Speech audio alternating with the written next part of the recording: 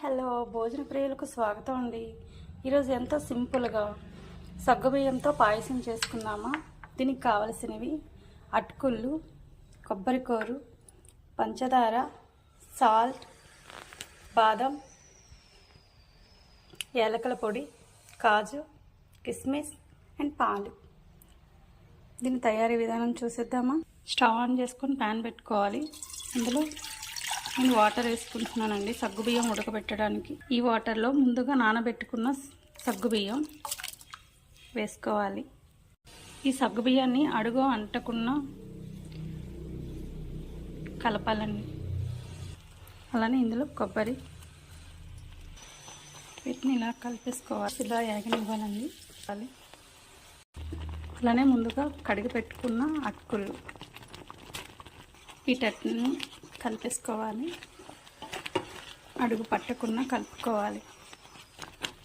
అలానే పాలు వేసుకోవాలి. నేను మరగబెట్టిన పాలు వేసుకున్నానండి. పచ్చి పాలు అయితే ఎప్పుడు వేయకూడదు, ఎందుకంటే అది కొంచెం ఇరిగిపోతుంది.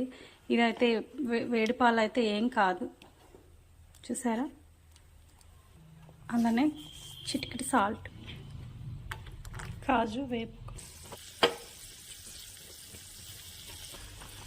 రండి. కాజు, కిస్మిస్ వేసేసుకుంటాను. పంచదార తగినంత. వీటన్నిటిని అడుగు అంటకుండా కలిపేసుకోవాలండి.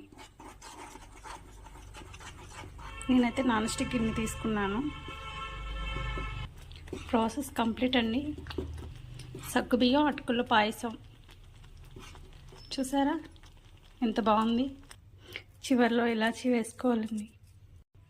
ఇలాచీ వేసి కలిపేసుకోవాలి. సగ్గుబియ్యం అటుకులు పాయసం రెడీ అండి.